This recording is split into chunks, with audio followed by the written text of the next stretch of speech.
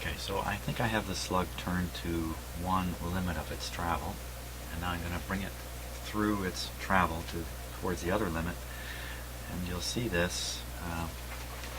Let's see if I can just get this guy to trigger here. Doesn't seem to want to.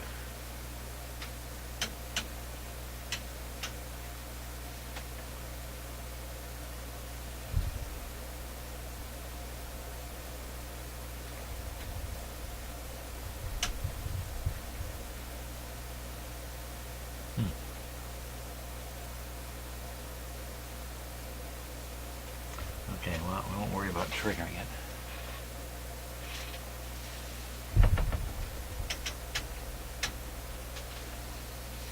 Just try and get the brightness right on camera, which is tricky, I am discovering. There we go.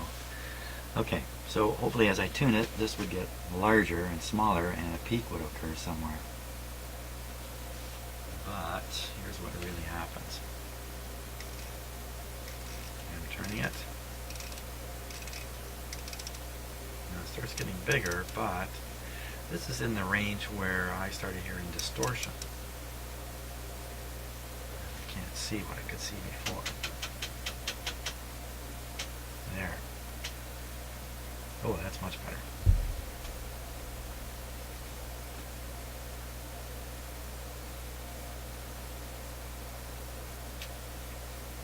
Yeah, I can't get it to settle down here.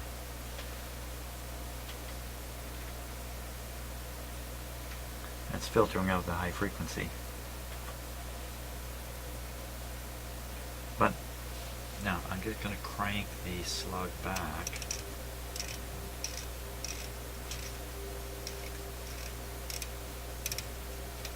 What do I make of that? The radio is better able. I don't know what to make of that because I'm just monitoring the IF. I'm on I'm before the detector. So it's just a bunch of coils and tubes and capacitors. And what's this tell me about the size of the capacitor I have in there? It's really what I'm interested in. I don't know what it's telling me. So I'm going to bridge in. So there's an 82 in there. I'm going to bridge in a 50. It makes it 130. That's a big change. Here we go. Oop. Okay. Did something, didn't it? This is just not helping me one bit.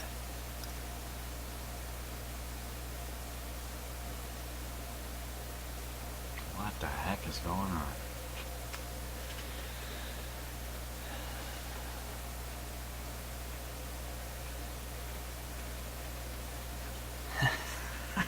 How do I get myself into these corners? These corners of stuff. You know, the theory behind this isn't very complicated at all. But when it comes time to do the actual thing, in this case, just put the right size capacitor on, I seem to always end up going down a rabbit hole.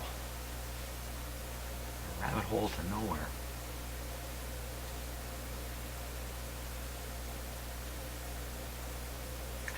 So I can break off, I can disconnect that capacitor. It's just sitting there. Let me do that. Let's listen to it while I do it. Remember, we're listening to you know what? We're listening to what's past the detector. Now, it's an FM detector, but a certain amount of AM can be demodulated by certain types of FM detectors.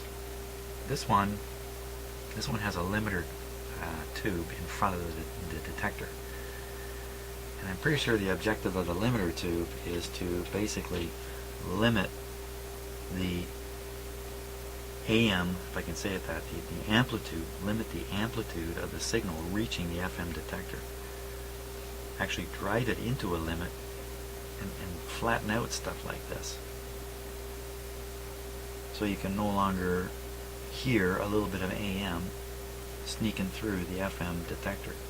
In real life operation, what that really amounts to is you're not going to hear any pops or crackles or bolts of lightning come out of an FM receiver, because they generate amplitude modulation, and the FM part, the frequency part, which is really what's being demodulated, isn't affected by lightning or motor starting or anything like that.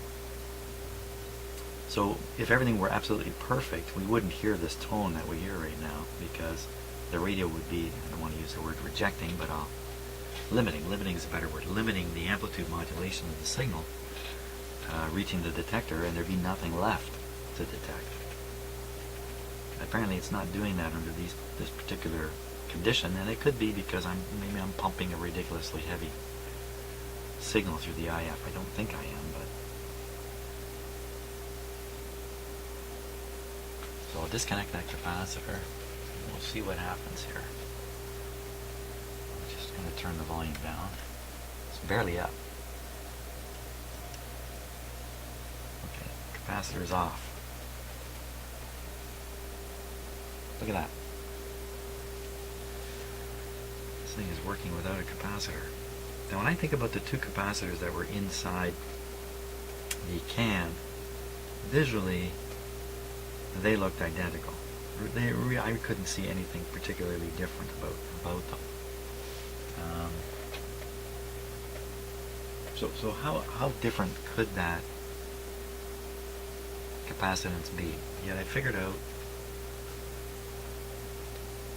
that in one case we needed 85, the other case 25. And, that's almost, well, that is a factor of 3. That's a big difference.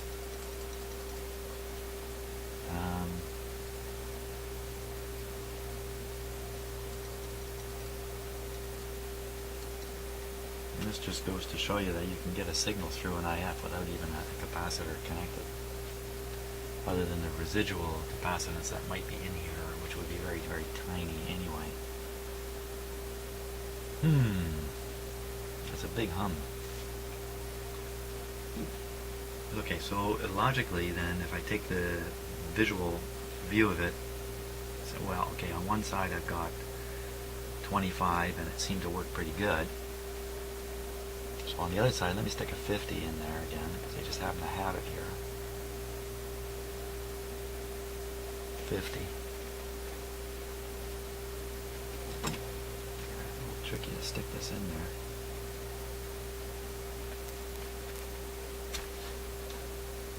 Give you a longer view. You can still see the scope. It's getting a little awkward for me to stick my arms through all this stuff. There we go. Trying to make sure I hit the right things here.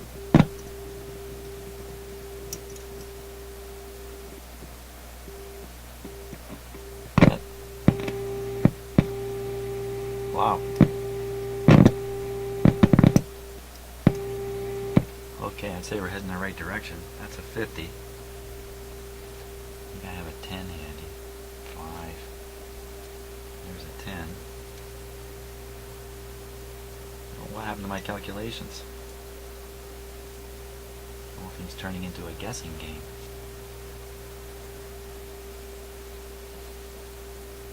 Or to use a more scientific approach, I'm using an empirical technique to arrive at the correct answer.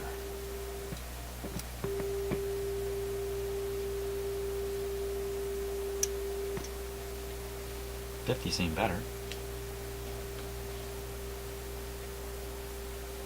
Now why couldn't I get anywhere with my fantastic apparatus here of the this thing? Probably because it's just the leads themselves. Okay, time for a stupid test. Let's go with a stupid test.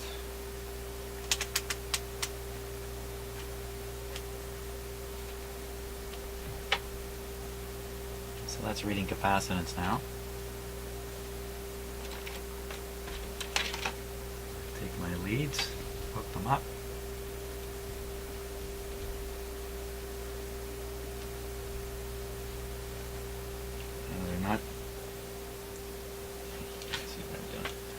This is just getting totally awkward here. I'm gonna have an accident if I'm not careful. Too much stuff hanging around. Okay, so I've just taken the leads. They're not clipped together, they're just twisted around each other and hooked up to the capacitance meter. I got my fingers on them right now. I'm just going to let them hang down here in space. And on the meter, what do we see? We see 20.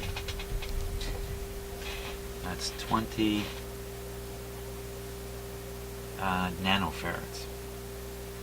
Wow, that's a huge amount. Because that would be 20,000 picofarads. Is that for real?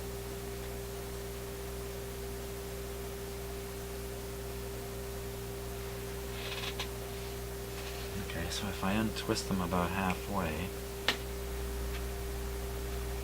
they're still pretty close together though. Huh? Okay, if I untwist them entirely, maybe twisting them up was a dumb thing to do. This, a round of applause I can hear. Still getting 10,000 picofarads out of just clip leads in space here. Okay, you know what? There's already clip leads on this meter. Why do I need to put more on? Because I'm a moron. Okay. Separate these leads. 2. So that's 2,000 picofarads right there. Well, how can you possibly read a capacitor with this? Am I doing this right? 2 nanofarads would put a 1999 across here. It's actually maxing out at 2 nanofarads. I just wrap these guys now.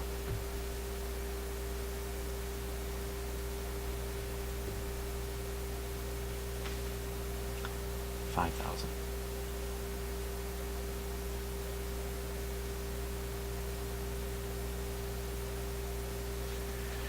Well, it could be something about how this operates that I don't understand. Here's a 5 picofarad. That's beyond the range of this meter, I believe.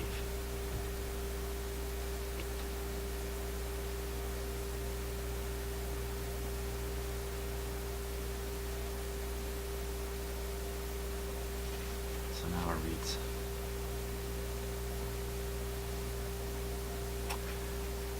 think for a minute here, okay, Jim? So this is nanofarads, picofarads. So that's reading 8, but it's really, let's pull the meter onto the floor. It's really 5 plus 3.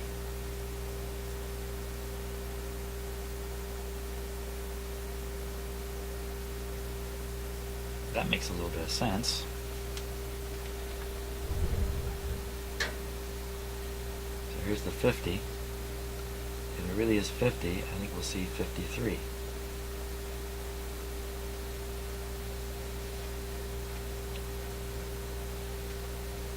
And that's pretty good. 53. If I twist the leads up, we'll see 56 or something like that. Yeah, there's 56.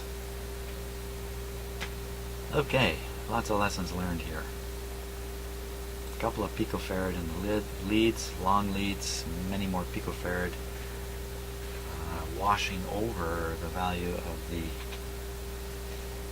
capacitor. Is that right? Let me just go back and try that again. Because I was a little mixed up on picofarad and nanofarad. No matter how hard I try, I seem to get them mixed up. Could just be my brain's getting a little older.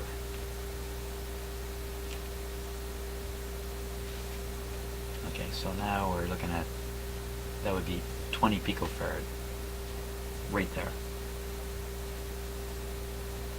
Well, this gives me an interesting idea. Why not use clip leads to test for the correct capacitance? And just take a piece of wire and just keep twisting it. And once I get to the right resonance, that piece of twisted wire is has the value hidden in it, so to speak. How's that for a crazy idea? That's more complicated than just trying different capacitors. So what about this thing? Up here, while we're at it. Why stop now? Let the craziness continue.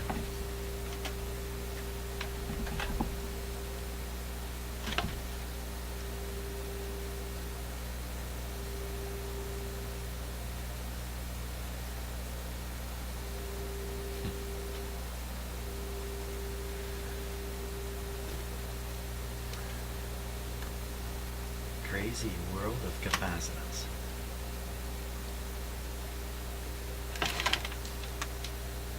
Okay, first of all, a stupid test. I'll take my 20 picofarad leads and hook them up.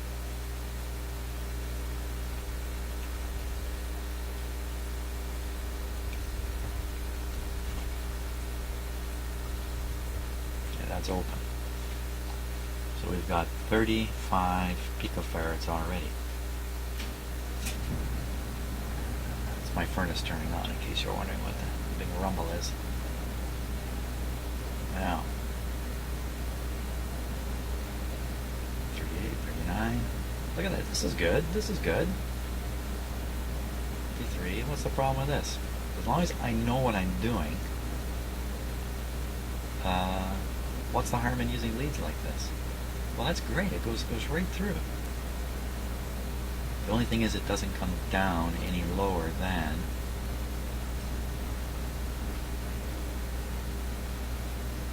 35. But I've already put on a 50, and it sounded pretty good. And then I put on a 10, it didn't sound so good. So I should be able to just clip this back into the radio, turn this control up and down, and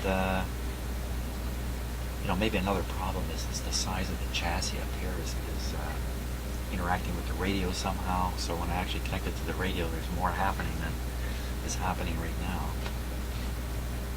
Or I can separate the clip leads so they're not wound up.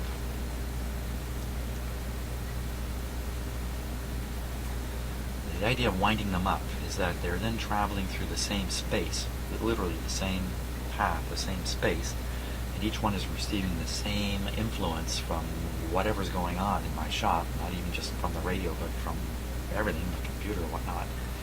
And if each wire is getting the same influence, and I'm not doing this, if each one's doing this, then the difference voltage at the tips here, you can imagine that, kind of figure out what it is I'm trying to tell you, is going to be nothing.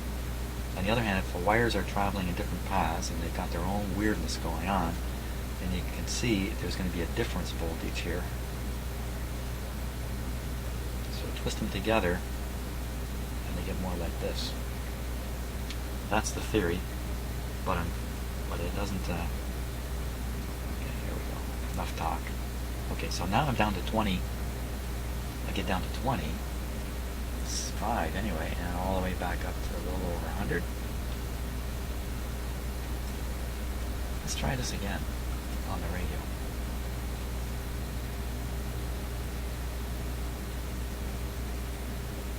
And maybe if I reverse these leads, how they're connected on the radio, that might help out too.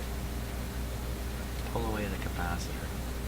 You could also put this in series with the capacitor that's there. I wanted to. My 82. Okay, that's on one side. Let's clear the deck here. So yeah, leads can be a problem, but if you know what they're doing, then you're in control of the situation. You have the right expectations. then why not? So here we go.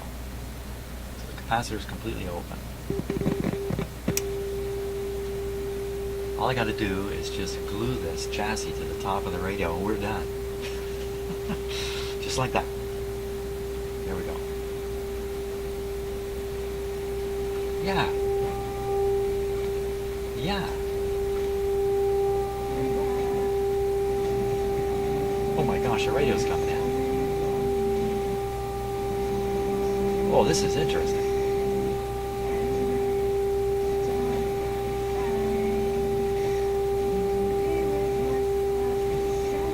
Why didn't I get this effect the first time?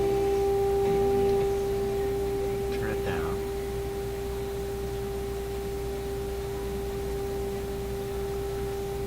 Oh, this is fantastic.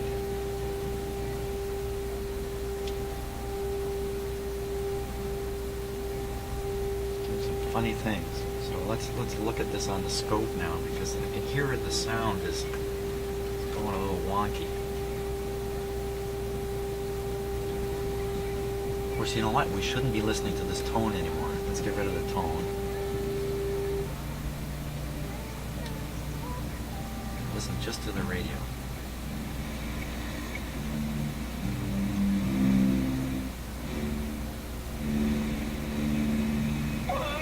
They even have their favorite intro. Tune the radio. Wish they would. To another planet. Nickelback 98.1.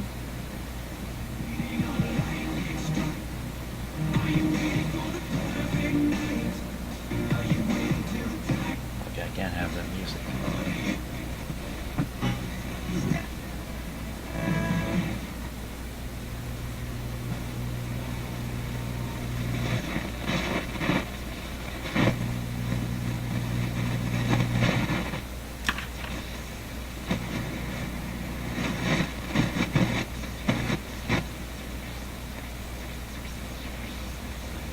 Near the wires or something.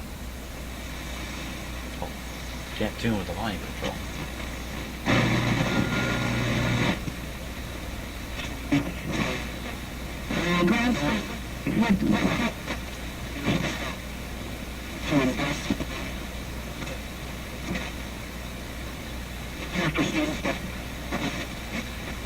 me turn off the AFC. $1,000 a month and you get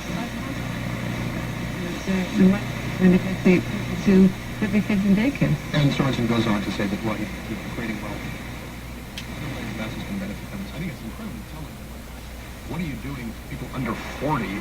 He says making it easier to accumulate student debt. Yeah.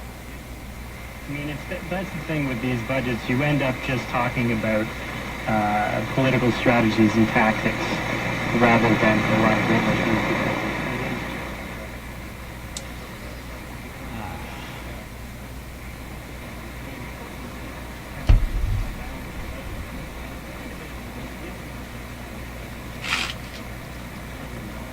I want you to watch the capacitor antenna here. Get a little better look at it. Whoops, what was that? Just dropped. Oh, this. Let's get this out of here. Really nothing. You know, I did a previous episode on this Generation Squeeze concept that so much federal money goes to senior citizens. Even in that original CPA clip, when they're talking about what isn't there for families, it's all for seniors, people with disabilities, it's all geared towards, you know, geriatric leaders who vote and who the government spends like 4 times as much money on. With all of the facts that I have absorbed, which I've only really gotten into in preparation for this discussion with you, because I think I probably would have just flipped the page with the word budget otherwise, I still emerge with a sense that I can't shake of like, well, they're good with the numbers. These conservatives, they did it. You know, they can't take that away from them. They That's balanced straight the to budget. the coil now. Yeah, there is this sort of a common sense that conservatives are better with the economy, and right-wing parties are better with the economy. Left-wing parties are better with social programs. But I mean, it's all your perspective and priorities, and it's easy to kind of use the language of finance just to make people's eyes glaze over. Yeah. And When the facts are that Harper added more debt to the economy. Okay, that's down at one extreme. thinking, we're talking. There wasn't anything about climate change budget, and Joe Oliver said, this was his discussion with Pick it Peter up. Mansbridge, says, middle. Tell the middle just because the slug is loose in the middle. That's about, or at least I think that's the middle. There we are. 500-pound iron fragmentation bomb on Right. countries thousands of miles away. Well, because we have to do our part of whatever. Add more that L. is. You need less Okay, Scott, I just want C to let people know what get the is same on resonance. the website this week. If you haven't had a chance to have a look. CanadaLandShow.com. A couple stories. One about the RCMP banning a journalist from their press events in Yellowknife. The police reported in Mindless Yellowknife extortion. learned that this guy is no longer welcome at the RCMP press event because the RCMP doesn't like his tone, so he's disrespectful, and they say they don't see any benefit in having him come by. So we got some information on that, and we looked into that, and people can read about it on the website. Are you a soccer fan? But I really want to be, because people have so much fun watching it together. I can't follow any sport, and I also seem to experience other people having fun. That seems to be happening. Let's move the peak down in this range. Oh, this is interesting. In Doha in 2022. In preparation for that, The Guardian had a series of really shocking Okay. stories that like 1,000. Even though the radio sounds a little distorted, I'm going to assume that that's because of other factors that will clear up once I actually install a capacitor. So now I think I have the right capacitance, leads, and this capacitor up here. So if I can measure this capacitance accurately, then I know what size capacitor to install. Okay. Feeling pretty good about this. Sometimes that's a bad sign, so now I gotta somehow make the test connection to this capacitor up here, these leads, without disturbing the leads too much. I already know the leads will add 2 or 3 picofarad, 4 or 5, depending upon how much contact there is. So that's not very much. I suspect there's a lot more capacitance in the capacitor up above. So I think it's pretty safe to just unclip these, clip them on here, and take a reading.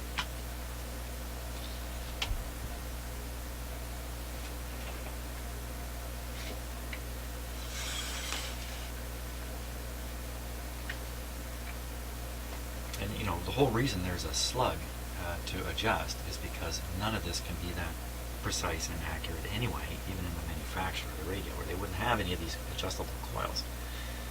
The radio's still on, so I'm going to shut it off. Just so I don't forget it's on. Bring these down here.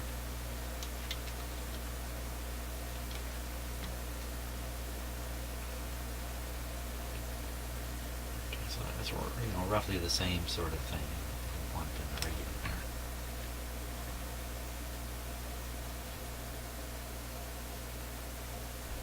And what do we get? Get 50. 50.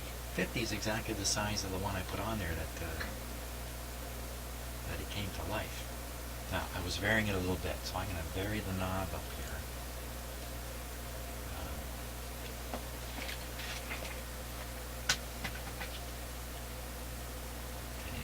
A little bit, and just see what kind of range I was tuning through. This was the sort of the area where the signal came up and then got distorted.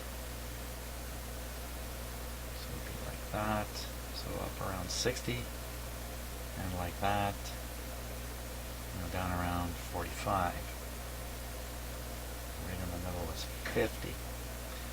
50, have to subtract the wires, but what does that matter? Because I can accommodate the capacitance of these wires by turning the slug. So I think what I've determined is 82, no good, 50, and we win. Okay, so I'll tack in the 50. Tack in the 50. Make sure I'm doing the 50. Okay, here it is. Leads and all. I'll tack it in. leads and all. Radio's switched off. I'll leave the 8. No, you know what? I can take the 82 out of there because I think we've proven that the 82 is not going to do the trick.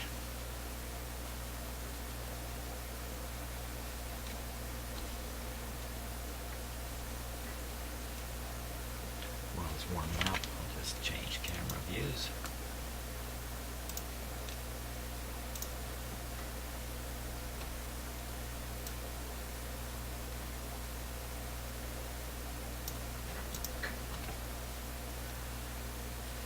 Okay, so out with the 82.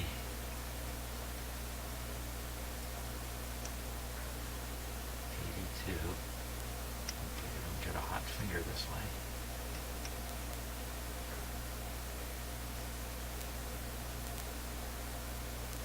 Come on. There we go. Out with the 82. In with the 50. And now I know from experience that these leads, where are you? You're over here. These leads shouldn't really have a serious impact. Just like the leads on this other capacitor that I've got sticking out here. Shouldn't have a serious impact on the, we're looking at a part of a picofarad at the most, I think.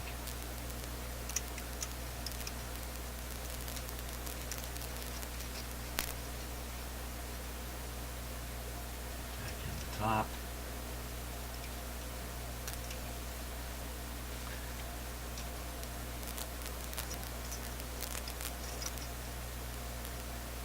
There we go. Okie doke. Let me get these out of here.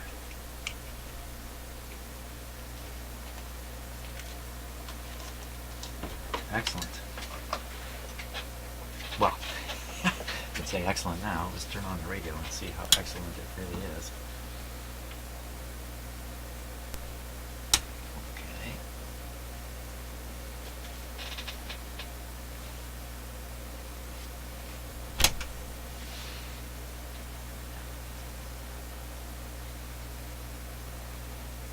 Now I have also some notion of the capacitance that can be found between the various leads and all this stuff.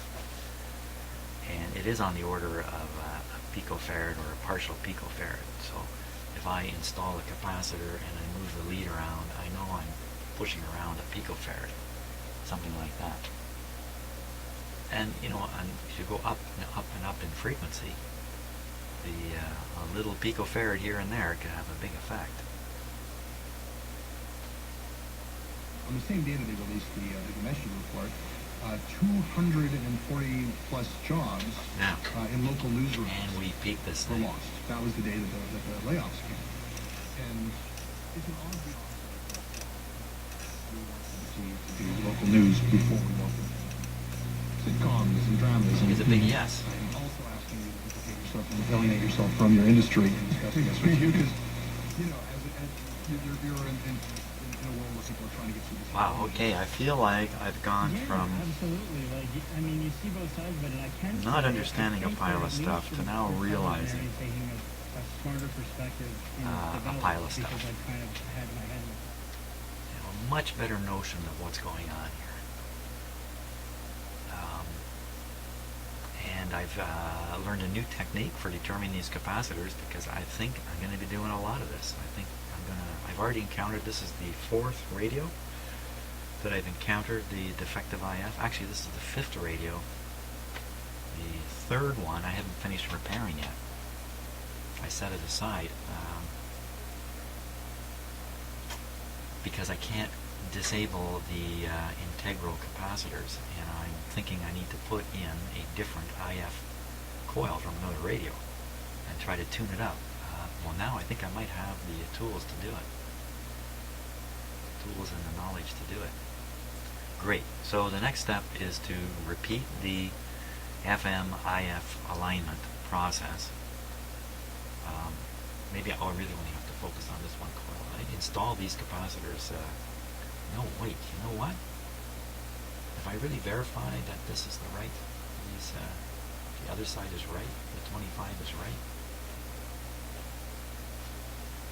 not has merit relative to other TV channels So now. we get through to Having the some top. sort of visual medium in 5 years that Canadians have an outlet in And then the would top. be great, and CBC should be posted, I think.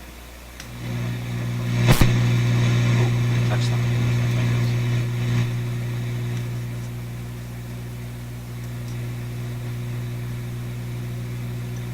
That doesn't give me a shot. I don't know what will.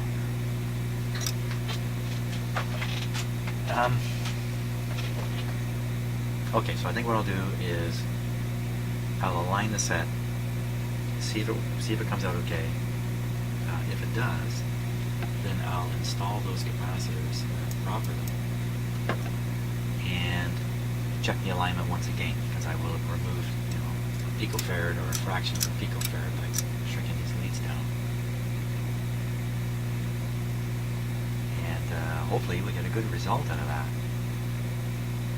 Fantastic.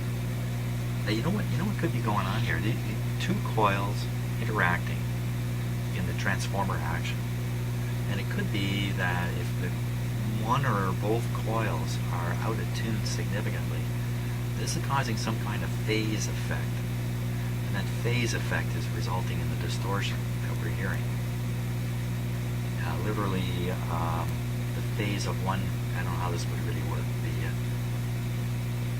I don't know how it would work. I don't know. But that's what I'll say. That's what I'll say for now. Hey, pretty happy with how things went here. Onward.